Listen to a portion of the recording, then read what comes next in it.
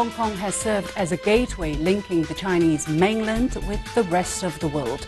How strong nowadays is the Hong Kong advantage, and what does the mainland's rise mean for Hong Kong?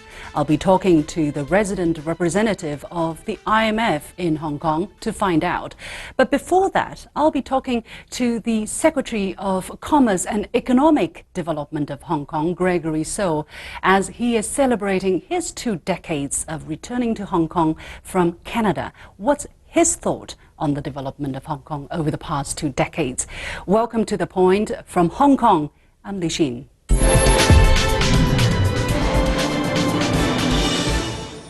It's been 20 years since Gregory So came back from Canada to serve in Hong Kong. He is the outgoing Secretary for Hong Kong's Commerce and Economic Development.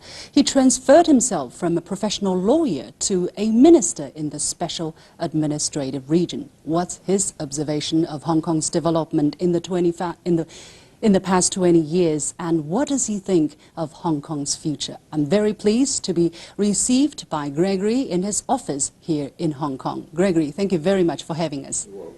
You are one of the longest serving Commerce Secretary in the region. 6 years in the position, now you're leaving this job. What do you think are your most important legacies? It is very hard at the end of my term to think of just one legacy because the policies portfolio in our bureau is very broad. And so I think one of the most exciting things in Hong Kong is to see that services become a very important component of our economy. So much so it's actually making up about 93% of our GDP. So you can see that we have moved from a manufacturing economy to a very high value added economy.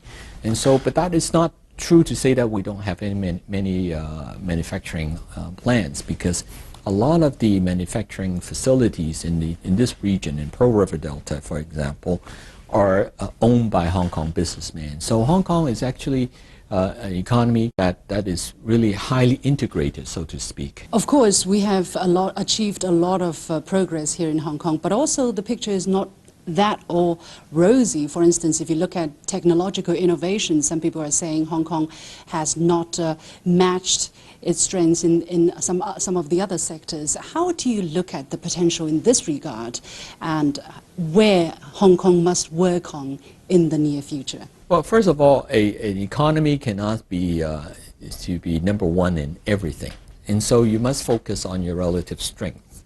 And I mentioned that financial sector is very strong, professional sectors are very strong, and also a creative side is very strong. If you look at, say, the top 10 bestseller movies in mainland China, a lot of them are co-production with the Hong Kong sector.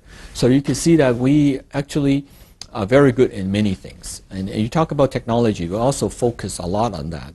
I think our university, our research facilities are doing an excellent job. We'll do even a better job in terms of commercializing some of these inventions that we have. But a city cannot be all things to all people. And the good thing about Hong Kong is it's strategically located in the heart of a cluster of cities. We have 9 cities in the Pearl River Delta area, plus Macau and Hong Kong, each playing a very different role. Now, we talk about the sharing economy, for example. You're sharing a lot of these common strengths that you have. I think in the new economic thinking, it must be that we can augment, we could aggregate all these strengths together, we aggregate all these markets together, and you can do much better as a whole. So the new way forward, I think, for Hong Kong is how we can work with our neighbors to leverage on each other's strength and going forward and harness more of that economic energy. Well, you talk about Hong Kong cannot be strong on all fronts, but on one of the fronts where Hong Kong has been traditionally very strong, Hong Kong seems also be encountering some problems. For instance, in the tourism sector, which is under your bureau, we have actually seen the attractiveness of Hong Kong in a kind of decline, and the number of tourists from mainland, for instance, have also been going down. Is that really the story? Is that the true situation? And if so, what are some of the explanations? Well, you have to look at the bigger picture. And when I took office as Undersecretary in 2008, we have about 29.5 million visitors that year. And you're looking at the year 2015, we're actually 60 million. That's more than double the number. And then last year, I think we have about 56 million visitors. And so it's about a 4 million drop. But you look at the grand scheme of things, we have 56 million. So the percentage is not a very significant percentage. And with a population of 7 million, we have received a lot of tourists coming into Hong Kong, and we're developing new theme park, for example, is expanding, both of them. And we have a lot of cultural and creative tourism that's coming in. And the green trail and the green tourism in Hong Kong is also taking off. I think it's particularly the mainland tourists are getting more sophisticated in terms of the demand. You can't just rely on shopping anymore. And so you must cater to different segments, you target them. And I think our tourism sector is doing quite well in terms of locating. That's exactly the sector that they want to go after, and they're very good in doing so. However, when you look at the numbers, a 4 million drop is still quite considerable, and people are asking what are possibly the reasons behind this drop.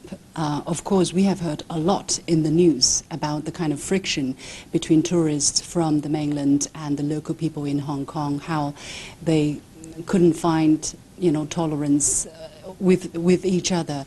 How has the situation evolved a couple of years since we first started hearing this kind of friction? Thankfully, in the past 2 years, and people realize that tourism is a very important industry for Hong Kong, and also I think the people who started the problem, instigate these problems 2 years ago, and now pretty much out of sight, and I think. Majority of the people in Hong Kong, of course, we're very hospitable. We would like to have more tourism. And one of the things that has triggered some change is the fact that we have introduced a measure to encourage more overnight visitors and add to the fabric of tourism in Hong Kong instead of same-day return, then have a limited economic value. We should be, we're very inclusive, and I think mainland tourists coming to Hong Kong would enjoy the full spectrum of attractions that we could offer. So I think the situation has, by and large, returned back to normal. We're open for tourists. We welcome them with open arms. And so I think from now on, we'll probably see a very steady increase. This year, for the first 5 months, we have about a 3% increase in the number of tourists coming in.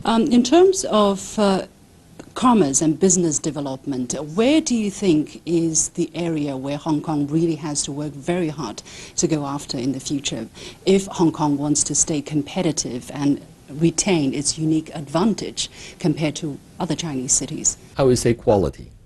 I think people coming to Hong Kong would like to buy the thing that is a top quality, a sure quality, and that we have done very well in the testing and certification.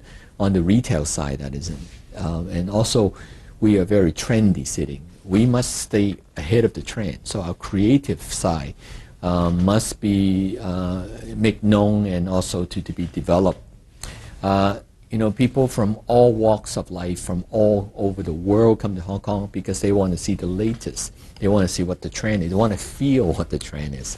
So for Hong Kong to be Asia's world city, we must stay ahead of the trend. And so we must have a lot of people who have this trend-setting mentality in Hong Kong, particularly in the creative industry. And the other thing we have to, as I mentioned earlier, is the global trend about the Belt and Road Initiative. I have been to a lot of international ministerial meetings, and I think people are getting very excited with the Belt and Road Initiative. What we need to do is to reduce all these lofty ideas, their grand ideas, into very practical, pragmatic things that they could see. Oh yeah, I could participate in this. This is how I get involved. This is where Hong Kong comes in. We build platform where people could be connected into business deals, and then we also benefit, because we put the deals together, helping our financial sector to do well. our SMEs to be tap into the pipeline, having our professional service provider to provide the services. While you're talking about the exciting advantages of utilizing or coming on board of the Belt and Road Initiative, some Western media are really critical of this economic integration between Hong Kong and the mainland, and they are using the term mainlandization and trying to stoke fear of the local people that they're being really eaten up by the mainland in terms of economy, in terms of immigrants, in terms of ideology even. How do you counter that? You would have these old thoughts that's come out. The new thought is, as I say, how do you augment and aggregate strengths together, aggregate markets together, and see opportunities, and not the fear that you have that you will be marginalized by aggregating yourself or collaborating with others. We talk about sharing economies. If you think about sharing economies as a plural sense, you would add a lot of value to the global economy. This is what trade is all about. This is what makes it so exciting. And I would go against any protectionism or any fear of somehow your cultural heritage will be undermined by collaborating with others. In fact, I think it goes the other way.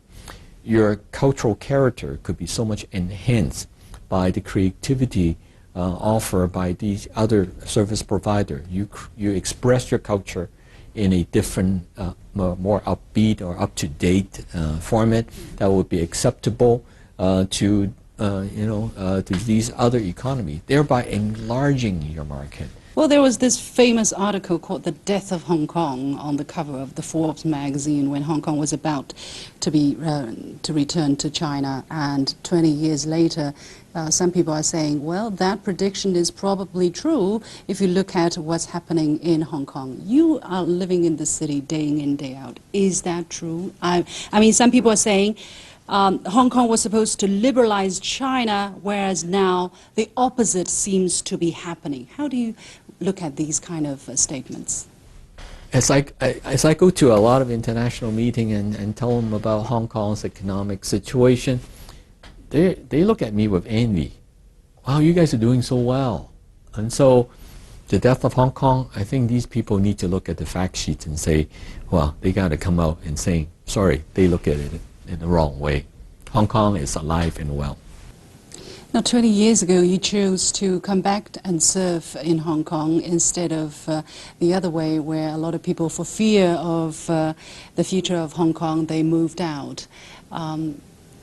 What did you make that choice? And 20 years later, when you're looking at that choice, what would you say? Did you make the right choice? It is a great choice. Hong Kong is such a vibrant city with opportunities, and this is really an international city with the rule of law and free flow information and free flow of capital. As a lawyer, I was able to help many clients to put deals together, and this is the place. This is the gateway to doing business for mainland China, now the gateway to doing business with the Belt and Road economies. So it was a very natural choice. I was only actually employed to come back to Hong Kong for the initial 2 to 3 years. Actually, that was 30 years ago. It is that great to be working in Hong Kong, so and I have no regret. And to serve in Hong Kong SAR government is a privilege because everyone here is vetted, have a very high level of professionalism in the civil service. So actually, in now stepping out of my position after 9 years, I shall miss it a lot. But I leave with the comfort and confidence that Hong Kong will continue to do very, very well. Thank you very much, Gregory So. You have been watching my exclusive interview with Gregory So, the outgoing Secretary for Hong Kong's Commerce and Economic Development. We'll take a short break, and when we come back, I'll be talking to the resident representative of the International Monetary Fund, Sally Chen, and do stay with us. 2 decades ago, Hong Kong turned a page in its history.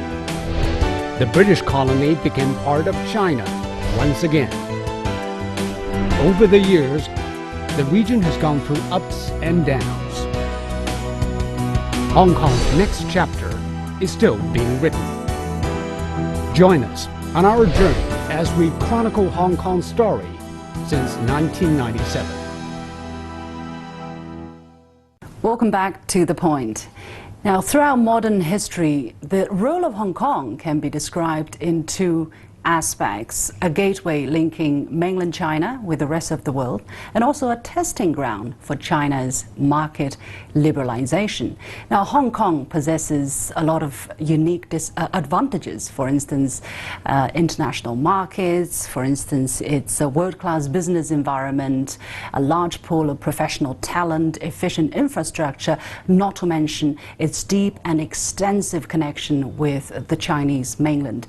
As the SAR government puts it, the Hong Kong advantage is global opportunities plus Chinese opportunities. So how strong is the GDP and economic development of Hong Kong? And how does the mainland's rise in global finance and the internationalization of the renminbi mean for Hong Kong? And what could China's massive Belt and Road initiative bring to this already highly developed special administrative region? I'm very pleased to be joined by Ms. Sally Chen, who is the resident representative of the International Monetary Fund here in Hong Kong. Ms. Chen, thank you very much for joining us today. Thank you for having me. Now, just last June, according to a yearbook called 2017 World Competitiveness Yearbook that's published by the International Institute for Management Development that's based in Lausanne, Switzerland, it is said that Hong Kong is the most competitive economy for a second year in a row. Now, from your observation, how did Hong Kong kept its competitiveness against the backdrop of a group of competitive economies around the world? I think the institution of Hong Kong play a crucial role. We know that Hong Kong is a highly flexible economy. It also is an economy with tremendous buffers in place. So on the back of a very flexible labor market, for example, it has a linked exchange rate system that anchors expectations for its exchange rate. It stabilizes expectations, and it has a very strong set of system that really has given Hong Kong tremendous buffers in terms of weathering the ups and downs of economic and cyclical movements. So really it is the cumulative efforts and fruits over decades that the Hong Kong government and the Hong Kong people have put together that enable Hong Kong to have this kind of standing. Well, however, according to the IMF estimates that you are projecting that Hong Kong for 2017 will reach about 1.9%, whereas the SAR government, they are expecting about 2 to 3% GDP growth for this year, and that is also lower than the 2.5% forecast by the American bank Merrill Lynch. Why is the IMF so cautious in the forecast for Hong Kong's economic performance this year? Our outlook actually for Hong Kong has improved. We've actually revised upward our forecast for Hong Kong. So currently our forecast for Hong Kong for this year is around 2.5%. So we brought ourselves back up in line with the median average. Yeah, but what are the reasons behind that upward adjustment? Yes, actually, the employment situation in Hong Kong is very robust. In fact, total employment in Hong Kong reached a historical peak in February of this year. So consumption has been very robust, and consumer confidence has been very robust. And that's actually one of the main reasons why we saw a higher than expected print for Hong Kong early this year. We are, I have to say, still somewhat cautious in terms of the outlook for Hong Kong going forward.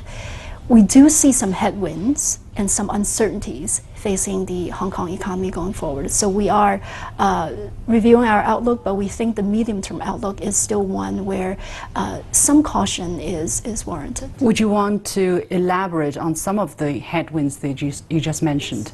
Absolutely. You know, this is very much tied to Hong Kong as a small open economy.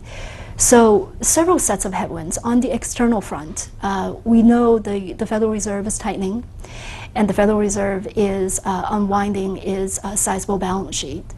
So to the extent that Hong Kong has benefited from a sizable decline in interest rates and an ease in global financial conditions since the great financial crisis, we're now looking at a reversal of that. So interest rates will rise, they have risen, that will hit actually businesses' refinancing costs. The second external factor that we are watching is, as mentioned earlier, Hong Kong's growing interconnectedness with mainland's economy. Now, we know that mainland's economy performed very well in Q1 this year, far exceeded expectations. It reached 6.9%. But over the medium term, the concerns we have for mainland and the challenges it faces as it rebalances its economy, as it work off its debt overhang remain. So to the extent that we see some hurdles facing mainland going forward, Hong Kong will be affected. Interesting you mentioned the kind of collective fate, right, between the economy of Hong Kong and the economy of mainland China, basically. What about the kind of potential synergy the two can generate if there is successful and effective greater integration between these two, and some of the opportunities that we are talking about at this moment? For instance, the Greater Bay Area project or the Belt and Road Initiative. Where are some of the potentials in those regards that can potentially offset some of the headwinds Hong Kong is faced with? Absolutely. No, it's, if China does well globally, we all do well. Well, first, the Hong Kong has been integrating with the Hong Kong's interconnectedness with the mainland economy has been increasing in recent years on several fronts. The mainland market is the single largest overseas market for Hong Kong services, and that trend's increasing. And in terms of opportunity from, say, the Belt and Road initiatives, there are tremendous opportunities. As you know, the Belt and Road Initiatives is a sizable undertaking. Right now, 60 countries and regions are involved. We're talking about cross-border trade, investment, various associated activities. And by one estimate, roughly 8 trillion Hong Kong dollars will be needed in terms of financing over the next 3 years. So Hong Kong, as a financial center, can play a pivotal role in raising funding for the Belt and Road initiatives. That's one. But two, as you mentioned earlier, Hong Kong with very deep talent pool for not just finance, but also legal, accounting, architecture, you name it, really can play a very useful and crucial role in tapping into the opportunities that the Belt and Road initiatives offer. Mm-hmm. Now, Hong Kong has very unique position in terms of the internationalization of the renminbi. For instance, the story that everybody was talking about in China was the inclusion of the renminbi into the IMF special drawing rights basket. During the process of the renminbi's internationalization, what kind of unique role do you think Hong Kong can play in the process? And how far has it been exploited? Renminbi internationalization is something that benefits China and benefits the world. The SDR inclusion really is a milestone recognizing the growing integration of Chinese financial system with the global financial system. And to that extent, the internationalization of renminbi is crucial. Now, what Hong Kong does is offering this liquid pool of offshore renminbi liquidity that allows for hedging and trade financing. And it's in that sense, it's crucial for the liquidity of renminbi.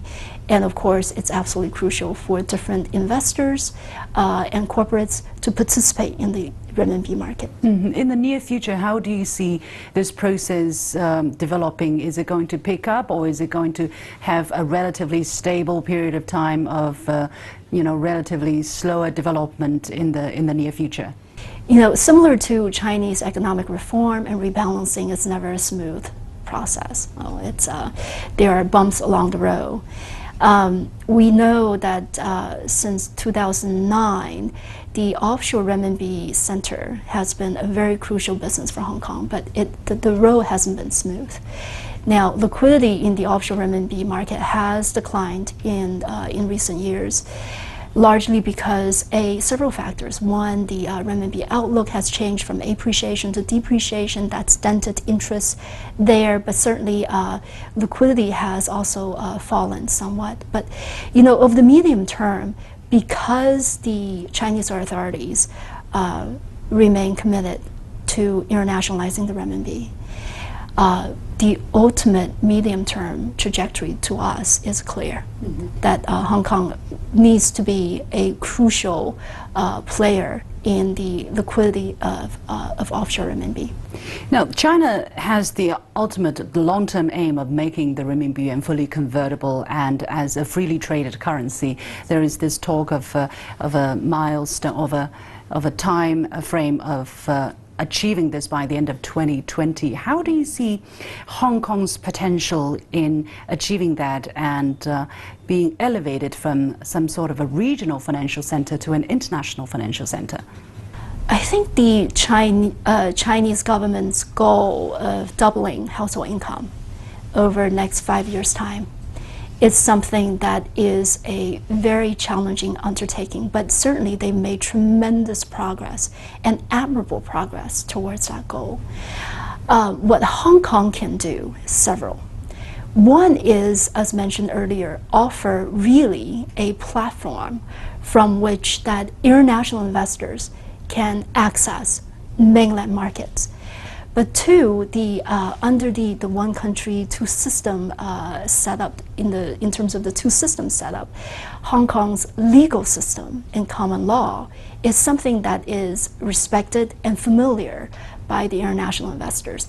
And that actually could serve China quite well as China looks to broaden its international investment and engagement. Another very important issue for audiences here in China is the increasing membership or the increasing representation of China in the International Financial Center as represented by the IMF.